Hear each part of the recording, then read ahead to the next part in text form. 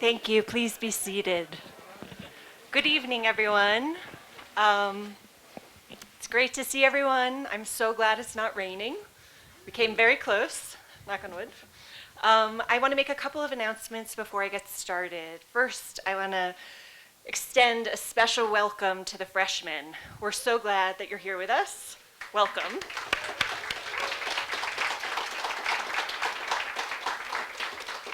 I also, there are a couple flyers on the refreshment table letting you know about things coming out of the dean's office this fall that I'm excited about.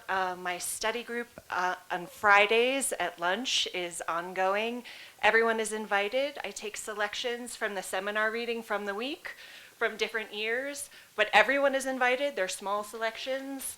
I would love to see you in that group and get to know you as students if I don't know you already, having had you in class.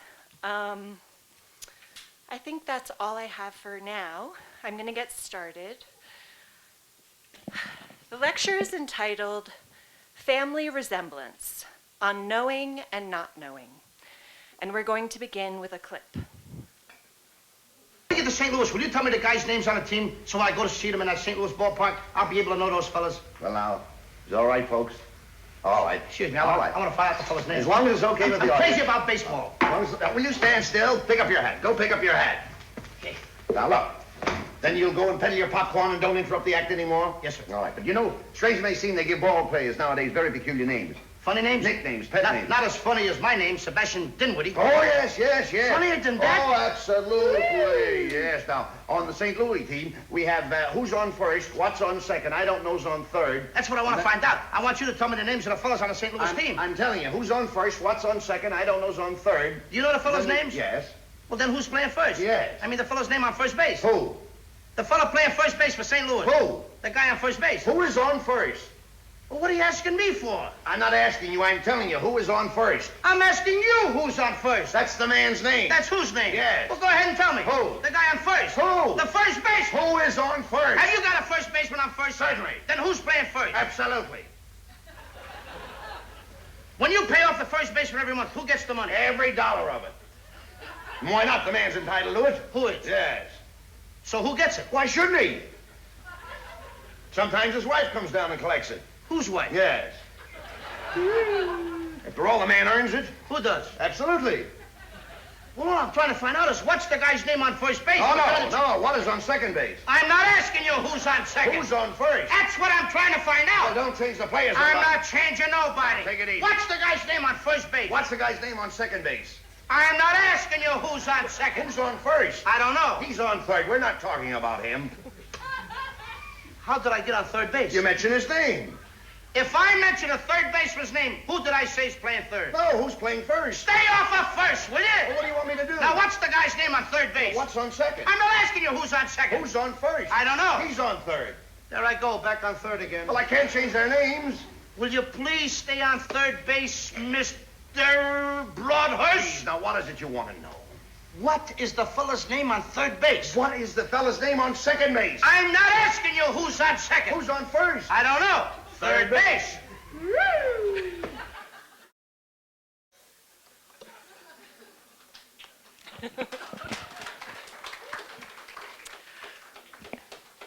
People say it's good to start a lecture with a joke.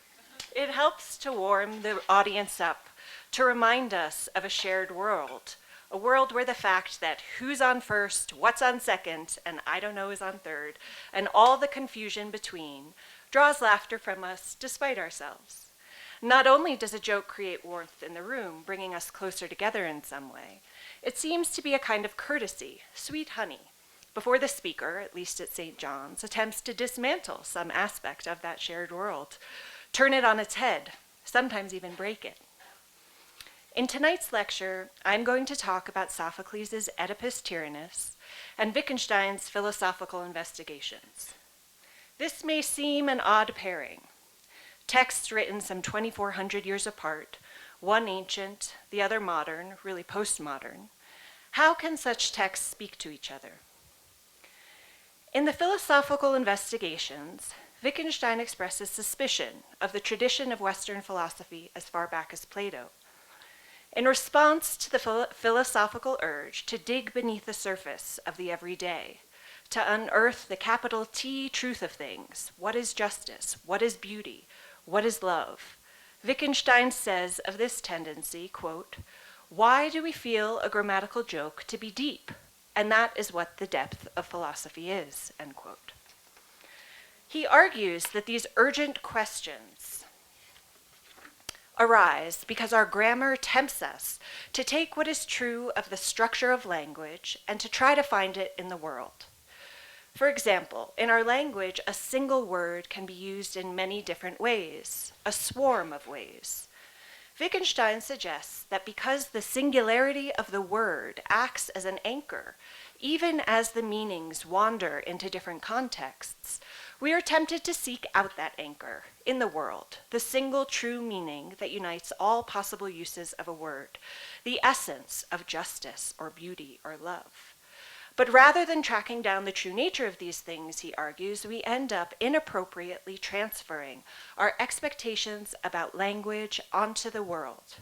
And when we can't identify the essence, or what Wittgenstein calls the simple that we are looking for, we find ourselves trapped in philosophical predicaments that we cannot solve. Costello asks, who's on first?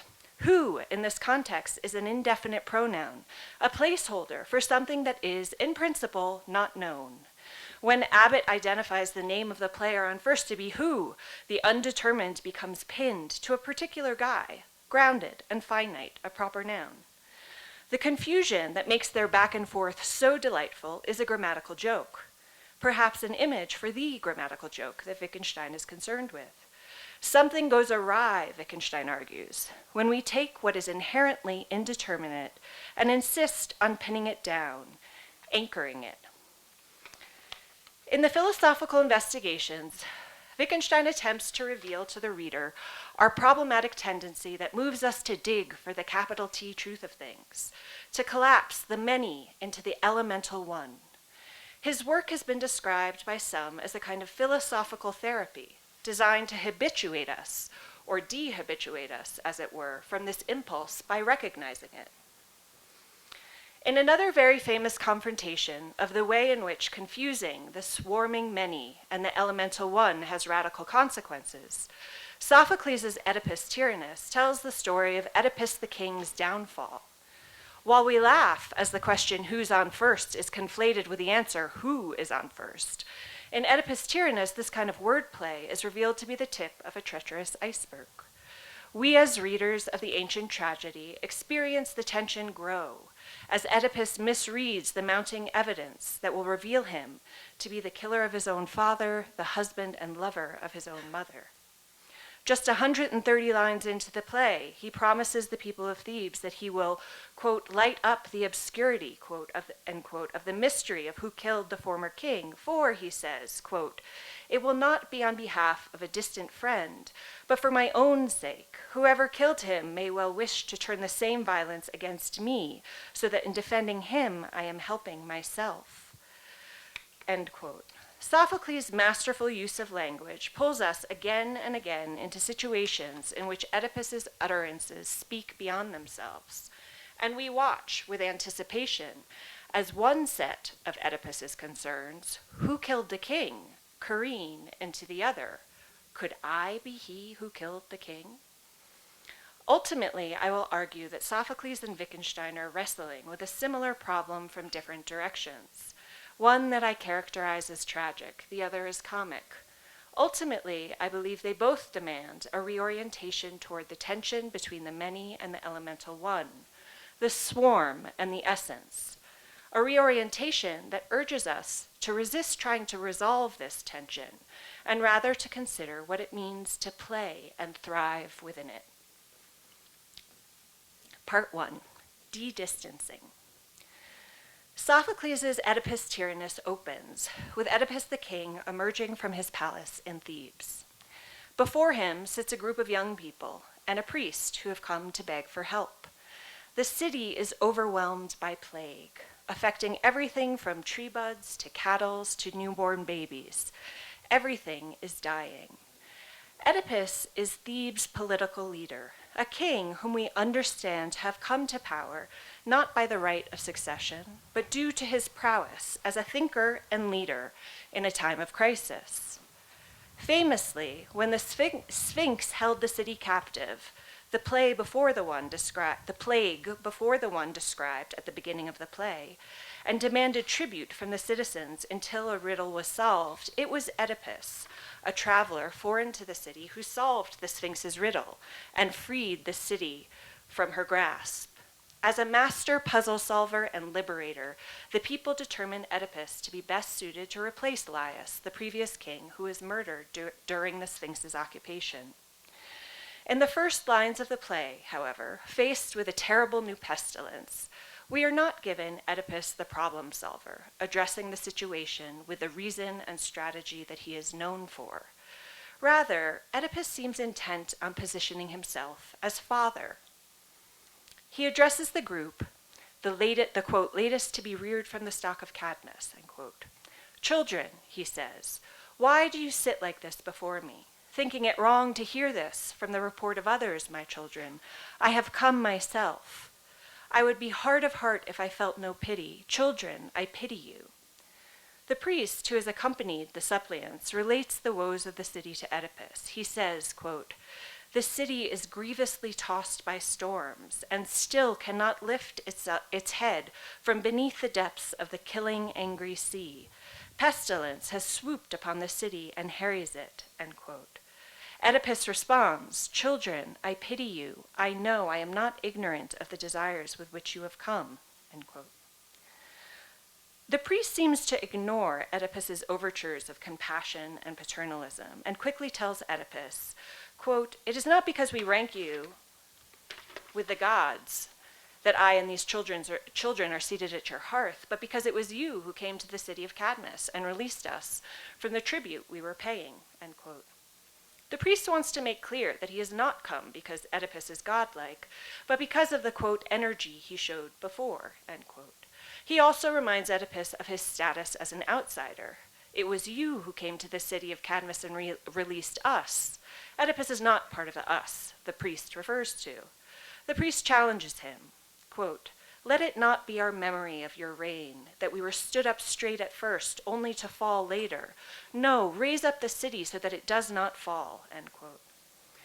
When Oedipus promises to inquire into the matter, the priest says to the suppliants, quote, let us stand up, for his announcement is the thing for which we came, and they leave abruptly. There is a tension in this opening exchange that goes beyond the sounds of suffering emanating from the nearby city. There is a kind of mismatch of discourse. The tenor of Oedipus's woeful concern stands in contrast to the priest's pragmatism, and the whiff of antagonism in their back and forth makes the emotional charge of Oedipus's utterances seem out of place, like he is insisting on a relationship with the suppliants and the priest that he doesn't actually have. His somewhat cloying paternalism seems an effort to pull his position of king toward the fatherly, the political toward the familial. And this isn't the only way he seems intent on closing the distance between himself and the suppliants. In the same passage, Oedipus states that it would be wrong for him to accept secondhand descriptions of what has been happening. Quote, thinking it wrong to hear this from the report of others, my children, I have come myself, end quote. He has already told them that he is not, quote, ignorant of the desires for which they have come, but it is clear that coming to see for himself, being on the scene, so to speak, he takes as indicative of his commitment to gain legitimate knowledge, the truth. In both instances, political and epistemological, pulling the kingly toward the fatherly, knowing toward seeing for himself, we see Oedipus's inclination to lean in, to get closer. To be fair, the language of a leader calling his subjects children, or the desire to see for oneself, are familiar to us, and in a certain way make good sense. Being closer to, more intimate with one's circumstances, one's citizens, can enhance one's relationship to these things, certainly. And from this point of view, we might side with Oedipus over the priest. Give him a break, we might say. He's just a caring and dedicated king, a conscientious seeker of knowledge. But what happens next complicates this. Oedipus goes on, quote, "Children, I pity you. I know that you are all sick, and sick as you are, none of you is as sick as I." The suppliants have come in desperation. Their family members are dying. As the chorus says, quote, "Countless are their deaths, and the city is perishing. Unpitied, her children lie on the ground, carried off by death, with none to lament, and by the row of altars wives and white-haired mothers groan," end quote. In such a context, the fact that Oedipus is leaning in to relate to understand the suppliants, culminates in the assertion that he himself is the sickest of all, seems somehow unsettling. Oedipus explains himself. "Your pain comes upon each by himself and upon no other, but my soul mourns equally for the city and for myself and for you." End quote. But is the quality of mourning related to the number of people for whom one mourns? Is a mother's mourning for her suffering child less pitiable than a leader mourning for the loss of his numbered citizens? For the mother, her children are not numbered, but named. They are not abstract losses, but grounded, irreplaceable losses. And there is something important about preserving the difference between abstract loss and particular loss, the political loss and familial loss, if people on the ground, if human suffering is to be truly understood. The king's relation to the people is clearly more abstract than the father or mothers to their own children. It is, in some sense, a relationship to people as numbers rather than people as named. On its own, this seems to be both appropriate and inevitable. Abstraction lies at the heart of the political possibility for human beings. To consider the best laws for a city, the ways in which citizens ought to behave for the good of the whole, one has an abstract citizen in mind, the unit, so to speak. But this first scene seems to set up the stakes of the play. Oedipus is not speaking from a place of abstraction, calculating the plague's horrible effects on the citizenry, or considering the urgency of the situation given the cumulative suffering. Rather, his claim is utterly personal. He himself, he proclaims, is the sickest of them all. There are moments when Oedipus says, for example, quote, "My soul mourns for you," end quote, and the language of pity and mourning seems to pull us back into a realm of compassion and comparison, where he is putting himself in the shoes of his citizens, empathizing with how they feel. And in these moments, we understand what he's saying. We know what kind of world we're in. But when he turns to the language of physical illness, the metaphorical character of "I feel for you" slips toward "I am you."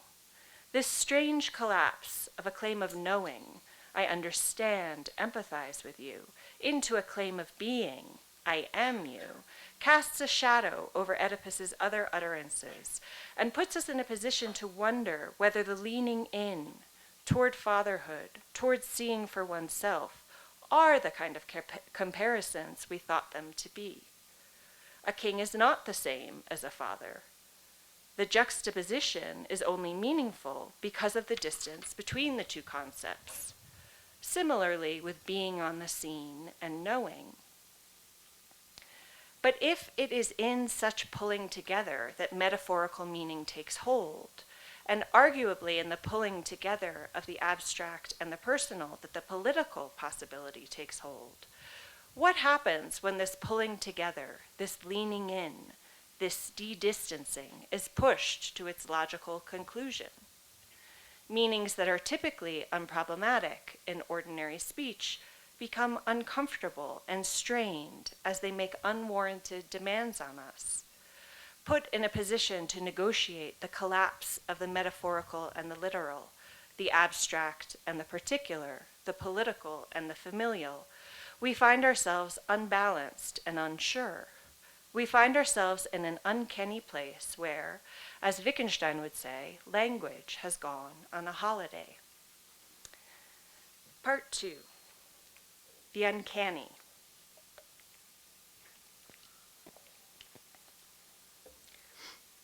In one of the most famous passages of Wittgenstein's philosophical investigations, he writes, quote, "Philosophical problems arise when language goes on a holiday," end quote.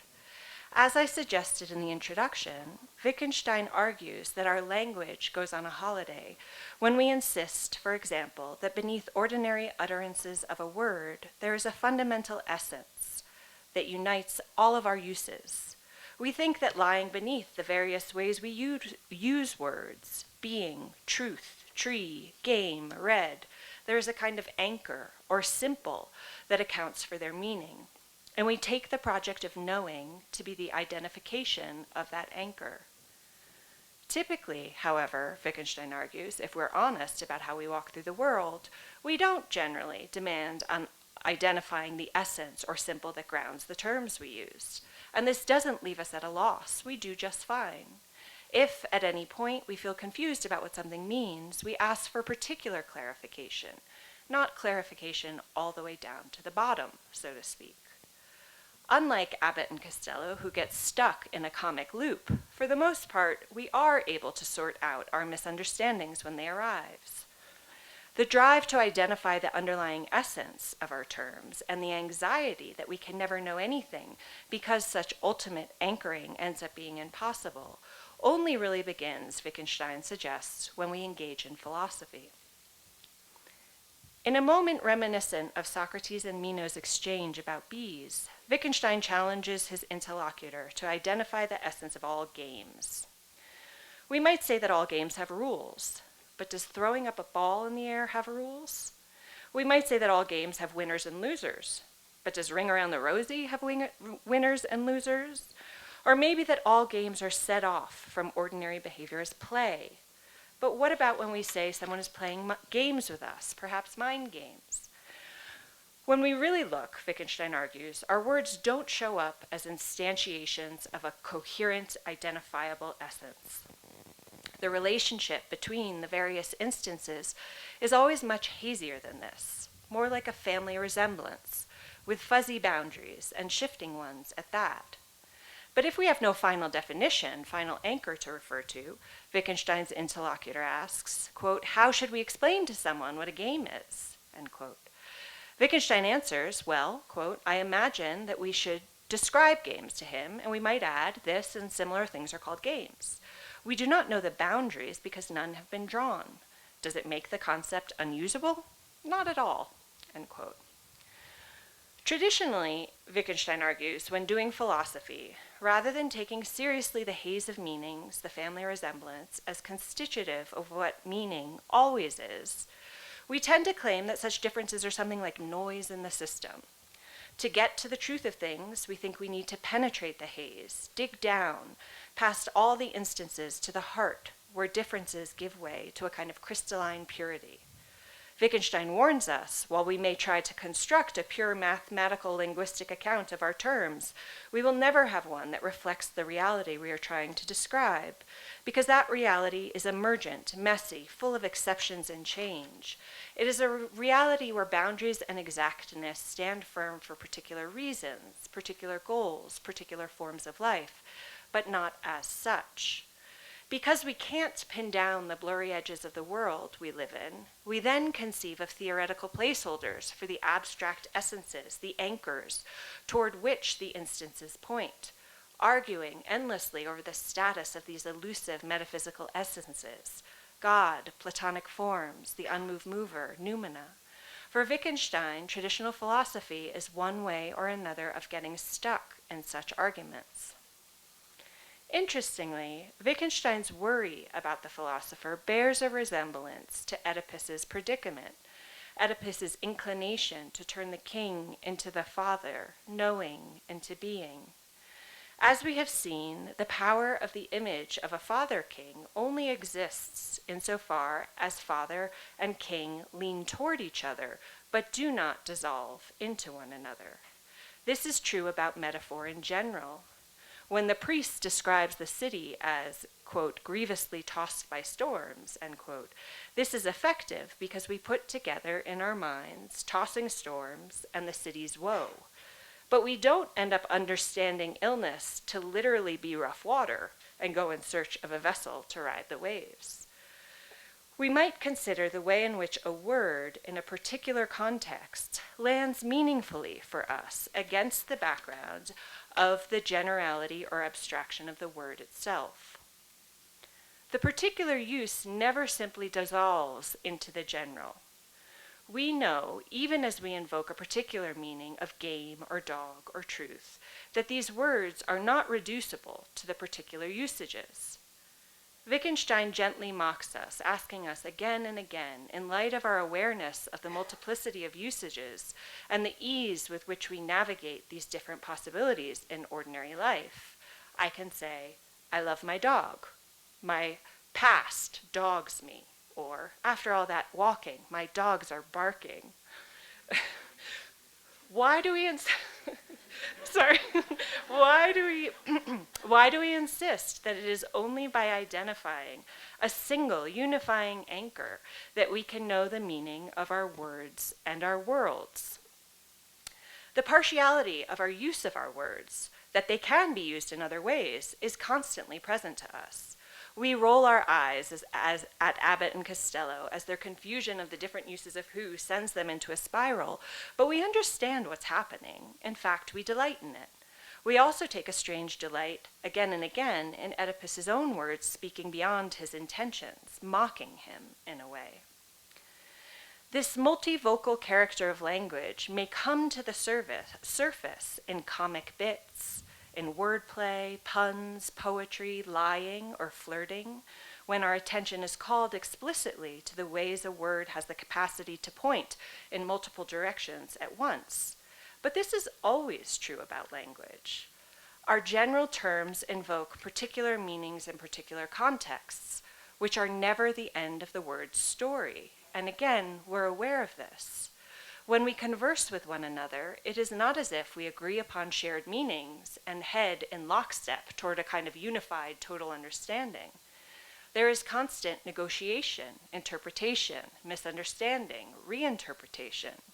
This is not noise in the system, but the fractal, flickering character of meaning that rises and thrives in the gap between the term as such and how the term is invoked in particular instances. One version of Wittgenstein's worry is that the tendency of traditional philosophy is to deny this fertile space as the birthplace of all meaning, insisting instead that truth can only be found when the gap is closed, and instance meets essence. It turns out that the pull between the general term and the particular use of a term, the leaning in between the abstract and the particular, is characteristic of the meaningful world we inhabit. This tension constitutes it, holding it up, creating the dimension in which things are sayable, meaningful, in which things matter. But it is also true that the very nature of this tension is to beg for resolution, a resolution that rather than solve our most profound questions and uncover the true meaning of things, would eradicate the realm in which those things live. We are invited by both Wittgenstein and Sophocles to examine this paradox, with Wittgenstein to laugh at its absurdity, with Sophocles to shudder at its repercussions. Part 3. Self-knowledge, the comic and the tragic. Insofar as both authors are concerned with the human tendency to collapse the metaphorical and the literal, the instance and the essence, it is perhaps in the question of self-knowledge that the stakes of this problem become most pronounced. Wittgenstein locates the pull of the elemental one and the desire to collapse the instances, the swarm, and the essence in the structure of our language, our logos, and chides us for taking a grammatical joke to be deep. He identifies the consequences this joke has for the history of philosophy and our tendency to get caught in metaphysical muddles of our own making. The philosophical investigations, at least at first blush, seems to suggest that a therapy of reflection and some self-mocking is the antidote. But interestingly, Oedipus the king finds himself deeply enmeshed in questions about his own essence, and not because he is Wittgenstein's problematic philosopher. In fact, the question that preoccupies Oedipus at the beginning of the play is utterly practical. Who killed King Laius? There was an event. King Laius was killed at the crossroads outside of Thebes.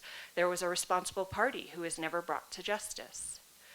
In the early stages of his investigation, Oedipus announces to the people of his kingdom, quote, "Whoever among you knows at whose hand Laius perished, him I command to tell me all. I pray that the doer of the deed may wear away a miserable life in misery, miserable as he is.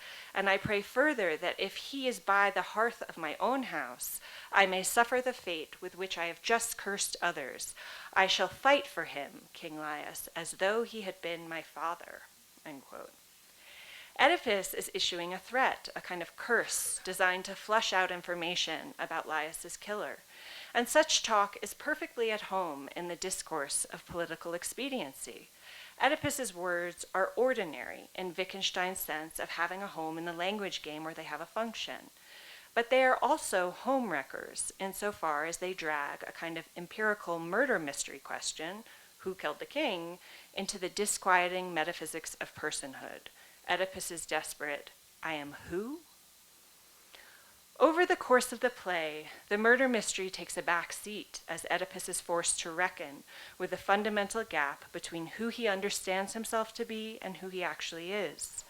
And it is unlikely that Wittgenstein's gentle mocking and talking Oedipus through, for example, the multiple and ever-changing ways we use the word game, is going to soothe the agony he feels as he is forced to face that he himself is a swarm, and a swarm which includes not only instances like King, solver of the Sphinx riddle, Jocasta's husband, but also father killer, lover to his own mother, brother to his own children. In a heightened moment, with crisis on the horizon, his identity unraveling before him, Oedipus's mother Jocasta urges him, quote, "Take no thought of it. Let these words go for nothing and not be remembered." End quote. But Oedipus is compelled, quote, "It cannot be that when I have obtained such indications, I shall not bring to light my genos in Greek, my birth, origin, essence, germ." Jocasta pleads, quote, "I beg you, do not search this out. If you care for your own life, your bios in Greek, do not do this." But Oedipus replies, quote, "You will never persuade me not to ekmathein, to search out, the saphes, truth, clear, distinct, manifest truth." End quote. The gap between Oedipus's bios, his life, and his genos, his essence or germ, is unbearable for him. He is determined, as is his way, and perhaps all of our ways, to close the gap, to excavate the ultimate, clear, distinct truth of who he is, to reconcile himself to himself, to eradicate the indeterminacy once and for all.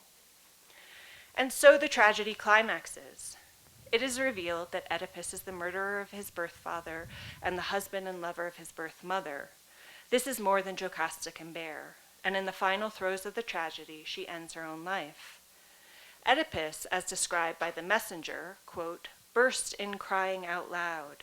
He ranged about, asking us to hand him a sword, and asking where he should find, not his wife, but the field that had yielded 2 harvests, himself and his children," end quote.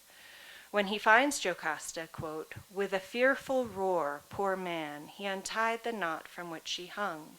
He broke off the golden pins from her raiment with which she was adorned, and lifted up his eyes and struck them," end quote. In the moment before Oedipus blinds himself, he pulls the golden pins from Jocasta's dress, presumably exposing her naked body, the same body that gave birth to him and that he lay with in love, the origin of his elemental being, and the vessel by which he proliferated his indeterminate possibility. Coming face to face with his incestuous act in her body is a kind of fulfillment of his yearning to lean in, to close the gap. As he put it in that first scene, quote, "thinking it wrong to hear this from the report of others, I have come myself," end quote. In terms of self-knowledge, his demand to truly know who he is requires, in his own terms, that he be on the scene of his own origin for himself. We all come into the world on terms that are not our own. We are conceived in circumstances entirely outside of our grasp. We cannot behold our own harvest, so to speak. The incestuous demand that the haziness of these originary circumstances be resolved, if true self-knowledge is to be had, misunderstands the extent to which we exist necessarily as a wonder to ourselves.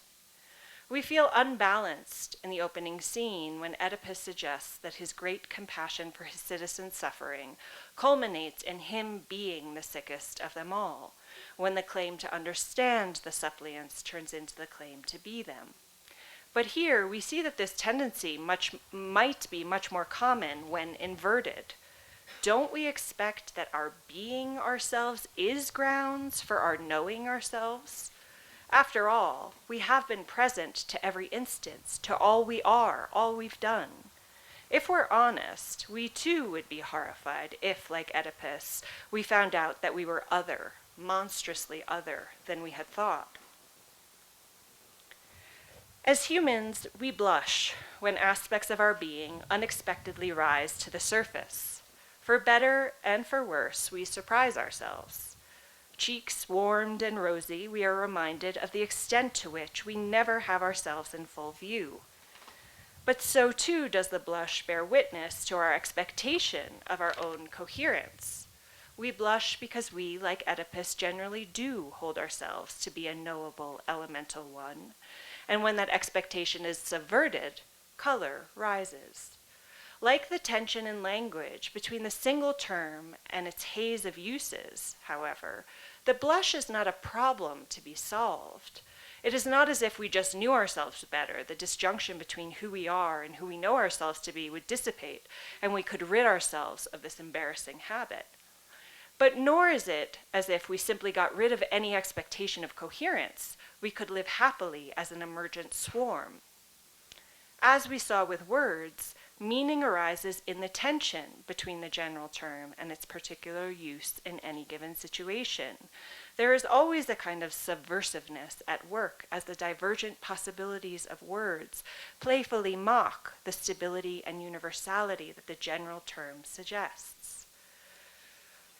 While this tragic disposition to close the gap once and for all might be exposed in the question of self-knowledge, it applies to our relation to knowing more generally. One might resist here, saying, okay, I sympathize with Oedipus. I see how hard it is to admit that I could be utterly different than I thought myself to be. But this isn't the same with the world. I'm not upended when I learn new and unexpected things about the world. But here we need to be careful. The ease with which we admit that we don't know the world around us down to the bottom may reveal that we are more like Oedipus than we first thought. Typically, we attribute our lack of knowledge about the world to our not having the relevant information, not being close enough to the relevant facts. We don't know because we are not, in some sense, on the scene. This comes up in certain contemporary scientific discourse, which readily admits that our knowledge is incomplete, but understands this to be circumstantial. The idea is that with progress, the right tools, enough time, we could eradicate the unknown, see for ourselves, close the gap. We just haven't yet.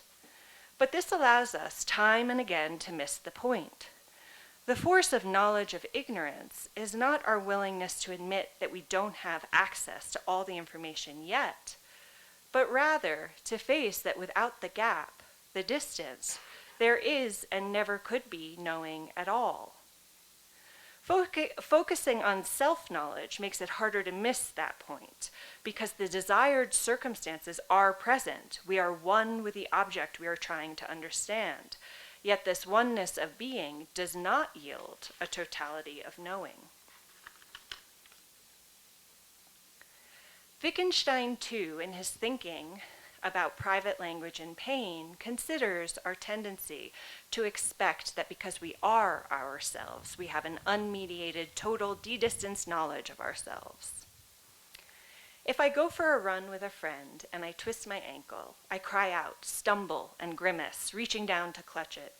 My running partner may see that I am in pain, but I am inclined to say she can't really know it, Only I can truly know my pain. I am on the scene of my pain, so to speak, in a way that she simply is not.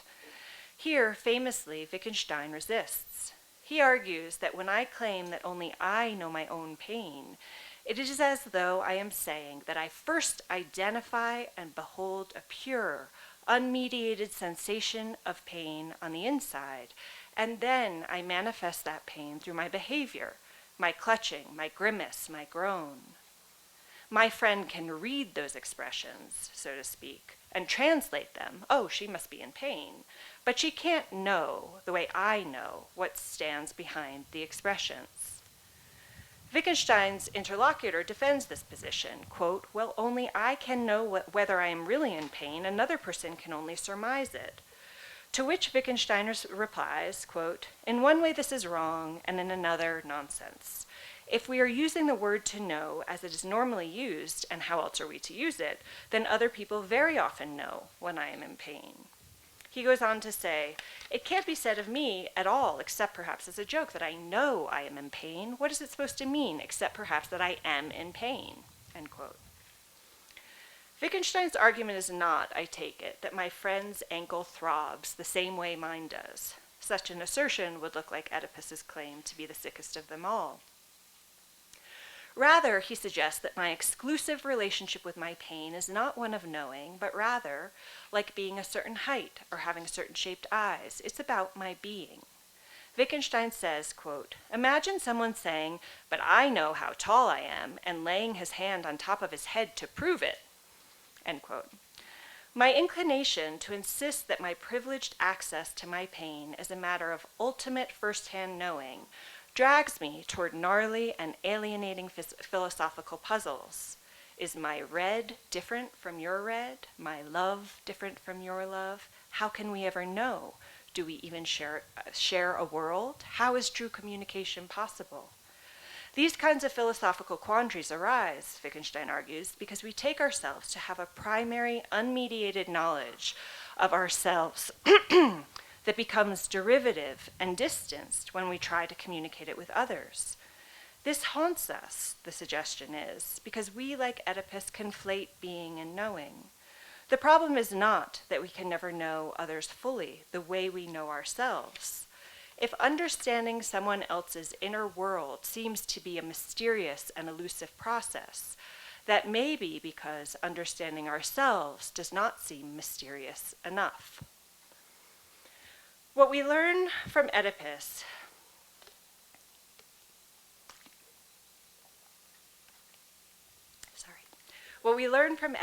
is that such an unmediated state, where knowing and being collapse, would not be the height of understanding, thrusting us out of the cave and into the light, reconciling ourselves to ourselves once and for all, but would in fact pervert the possibility of understanding itself. Knowledge, all knowledge, is characterized by a leaning in that can only happen because there is a distance. The distance between the plague and the killing angry sea, between the particular use of a word and the generality of form each use subverts.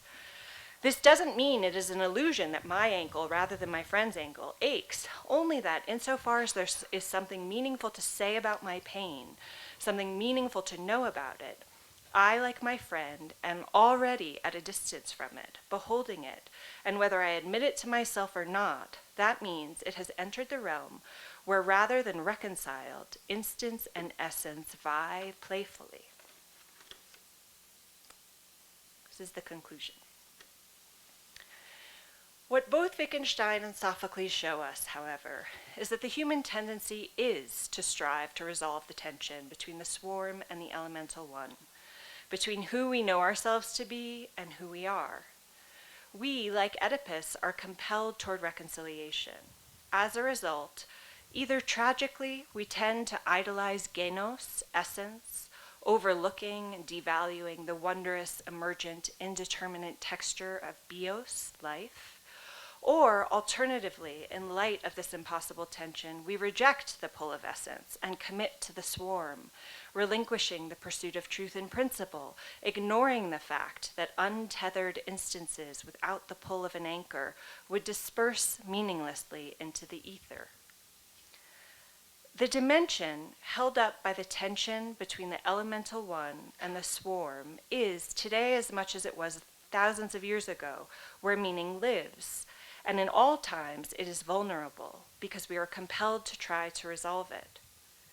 By taking a side, one protects oneself from what the Greeks described as deinos, that which is terrible, awesome, also uncanny, clever.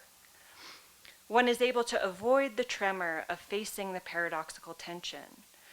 As Sophocles' chorus says of the generations of man, quote, "How close to nothingness I estimate your life to be. What man wins more of happiness than enough to seem? With your fate as my example, your fate, unhappy Oedipus, I say that nothing pertaining to mankind is enviable." End quote. That one can never fully know, finally, who one is. This is our tragic fate. So we take refuge in the authority of answers. We create false idols to hold the world still, to hold ourselves still.